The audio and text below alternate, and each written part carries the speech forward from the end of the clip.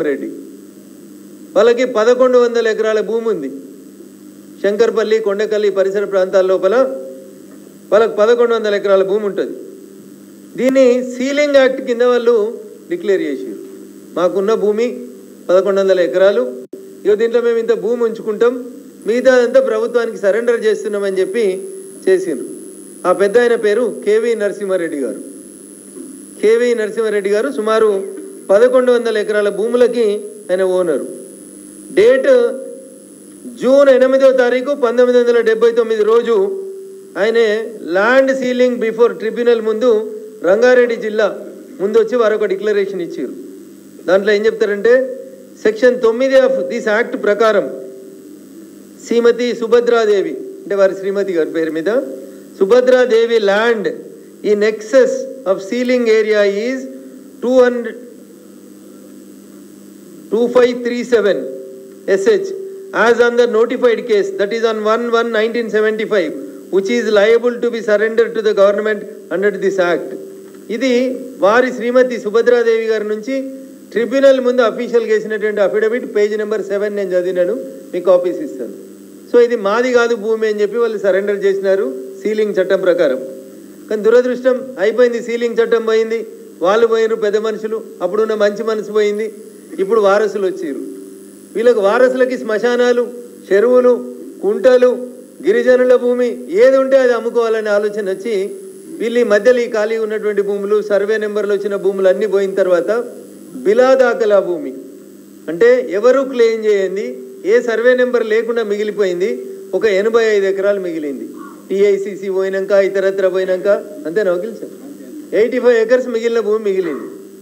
85 acres మిగిలితే ఈ 85 ఎకర్స్ని ఎట్లా కబ్జా చేయాలి, ఇది టీఆర్ఎస్ వాళ్ళు మొదలుపెట్టారు దుకాణం. పాత టీఆర్ఎస్ నాయకులు దుకాణం మొదలుపెట్టి 2009-10లో పెండింగ్ ఉన్నటువంటి గవర్నమెంట్ ప్రొసీడింగ్స్ అన్ని ముందుకు తెచ్చి 2023 నవంబర్ దాకా వాళ్ళు ప్రయత్నం చేశారు. ఆ ప్రభుత్వానికి దగ్గర ఒక పెద్ద మనిషి, ఆయన కన్నా ఆ భూముల మీద పడ్డది. ఆయన ప్రభుత్వం మారింది, నేను చెప్పినట్టు గులాబీ రంగు పోయి 3 రంగులు వచ్చినాయి. వాళ్ళకి దగ్గర ఉన్న వాళ్ళు వీళ్ళకి కూడా దగ్గర అయ్యారు. ఎందుకంటే పైసలు ఉన్న వాళ్ళు అందరూ చుట్టాలి. జెండాలు ఏమున్నాయి, పొద్దుగాల ఈ జెండా వేసిండు, పొద్దుకు ఆ జెండా వేసిండు. 2013 టీఆర్ఎస్ ప్రభుత్వం పోయే డిసెంబర్ దాకా ఈ జెండాలు ఉన్నాడు ఆయన. ఈ జెండా వంగనే ఈ జెండాకు వచ్చేసిండు, కాగితాలు ఇటుకెళ్ళి ఇటు పట్టుకొని వచ్చేసిండు అంతే. అప్పుడున్న మంత్రి ఆడ చేసిండు, ఇప్పుడున్న మంత్రి ఇడికి వచ్చిండు. రంగు మారింది, జెండా మారింది, కానీ ఫైల్ అయితే కంటిన్యూ అయింది. 2009లో మొదలైనటువంటి ఈ ఫైలు కంటిన్యూ అవుతూ ముందుకు వచ్చేసింది. ఇప్పుడు పంచాయతీ అంతా బిలాదాఖలా భూమి 85 ఎకరాలకు సంబంధించిన పంచాయతీ. ఎవరు దున్నుతుర్రు అచ్చంగా ఈ భూమి? అటు కొండకలలో ఎలగొట్టిర్రు, ఇటు ఎలిమెలలో ఎలగొట్టిర్రు. నడిమిట్ల మిగిలింది ఒక గిరిజన బిడ్డలు, నోరు లేని అమాయకులు ఆ 85 ఎకరాలని దున్నుకుంటారు. వీళ్ళు రిపీటెడ్గా ఏం తెలియకుండా నాసంటోళ్ళను, తెలిసిన వాళ్ళను, వకీళ్ళని పట్టుకొని లొల్లి చేసుకుంటూ వస్తారు. లాస్ట్కి ఇప్పుడు ఏ దశకు వచ్చింది అంటే 2023లో టీఆర్ఎస్ వాళ్ళంతా రాసుకుంటే కాగితాలు తెచ్చారు. మా తెలుగుల కలెక్టర్లు ఉంటారు, మా జిల్లా ఒక అడిషనల్ కలెక్టర్ ఉంటుంది. ఆ అడిషనల్ కలెక్టర్ అమ్మ చట్టంలో ఎన్ని లొసుగులు ఉన్నాయో చూసింది. ఎట్లా ఈ భూమి నా పెద్ద మనిషికి ఇచ్చేయాలి అర్జెంటుగా అని ఒక ప్రొసీడింగ్ తయారు చేసింది. ఏం రాస్తారు ఈ జేసీ గారు అంటే, సెక్షన్ 87 అని ఒక సెక్షన్ని లూజ్ పోన్, మొత్తం రెవెన్యూ చట్టంలో ఉన్న సెక్షన్లలో సెక్షన్ 87 అని ఒక చట్టాన్ని వెతికి పట్టుకుందాను. సెక్షన్ 87 ఏం మాట్లాడుతుంది? క్లరికల్ ఎర్రర్స్ ఏమన్నా ఉంటే ఏం చేయాలనే చెప్తుంది సెక్షన్ 87.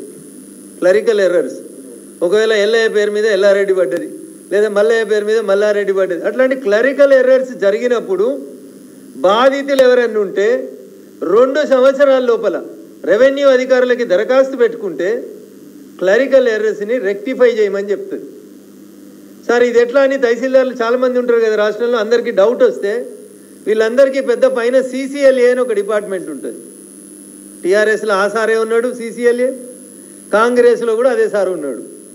వాళ్ళు పోయి వీళ్ళొస్తే కూడా సూట్ కేసులు అటెండ్ ఇచ్చిండో, ఇటు కూడా అన్నీ ఇచ్చి కంటిన్యూ అవుతున్నాడు అదే సార్ CCLAలో, పుణ్యాత్కుడు సార్.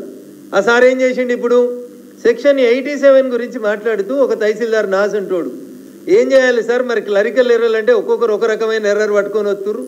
కొందరు తండ్రుల్ని మార్చిర్రు, కొందరు భార్యల్ని మార్చిర్రు, కొందరు ఇంటి పేరు మార్చుతుర్రు, ఏది పడితే అది క్లరికల్ ఎర్రర్లు, ఇది దిద్దు అని చెప్పి పట్టుకొని వస్తుర్రు, ఏం చేయాలని అడిగితే CCLA ఒక సర్క్యులర్ ఇచ్చింది 2011లో CCLA ఒక సర్క్యులర్ ఇస్తుంది. మీకు ఇస్తానన్న సర్క్యులర్ కాపీ. సర్క్యులర్లో ఏం చెప్తుంది CCLA సర్క్యులర్లో అంటే ఎట్టి పరిస్థితులలో కూడా అన్న ది సర్క్యులర్ ఈజ్ డేటెడ్ 18/5/2011 అన్న. పాత ప్రభుత్వం ఆంధ్రప్రదేశ్ ప్రభుత్వం ఉన్నప్పుడు CCLA ఒక సర్క్యులర్ ఇస్తుంది.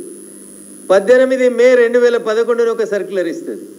ఈ సర్క్యులర్లో ఏం చేస్తారంటే మీరు వెనక ముందు ఏమైనా పేర్లు తలా తోకల కరెక్షన్స్ ఉంటే చేయరు తప్ప గవర్నమెంట్ భూమి ఏమన్నా ఉంటే దాన్ని ఎవరైనా క్లెయిమ్ చేస్తే ఎట్టి పరిస్థితులలో కూడా పేర్లు మార్చొద్దు. This is what the circular dated 18/5/2011.